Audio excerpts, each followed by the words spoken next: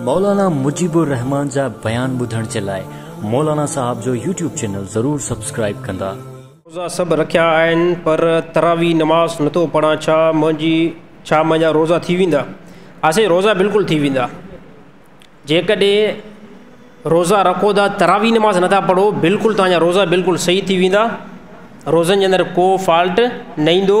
हा, हिकिड़ी ॻाल्हि ज़रूरु आहे, तमामु वॾी नेकी खां तव्हां महरूम थी वियो, तमामु वॾी नेकी खां महरूम थी वियो। त हे क़यामुल लैल में शुमार आहे तरावी नमाज़।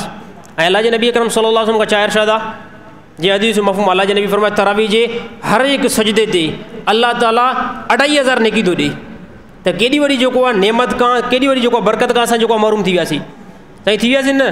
तरावी नमाज़ जेकॾहिं न पढ़ीसीं, रोज़ो बिल्कुलु थी वेंदो। इन जी ॻाल्हि न आहे त को रोज़ो न थिए, रोज़ो बिल्कुलु थी वेंदो। जेकॾहिं अगरि कोई बि साथी तरावी नमाज़ नथो पढ़े, साईं मां चवां थो इहो साथी महरूम आहे। रमज़ान जी बरकत में जेको आहे इहा तमामु वॾी नेकी खां जेको आहे महरूम थिए थो। त साथी जेको आहे कोशिशि कनि, साथी कोशिशि कनि त जेको आहे न रोज़नि सां गॾोगॾु तरावी नमाज़ छा टाइम लॻंदो आहे? 1 घंटो बि हिकिड़ो नथो लॻे। हर हिकु मस्जिद में 1 घंटे खां वधीक जेको आहे टाइम न आहे लॻंदो।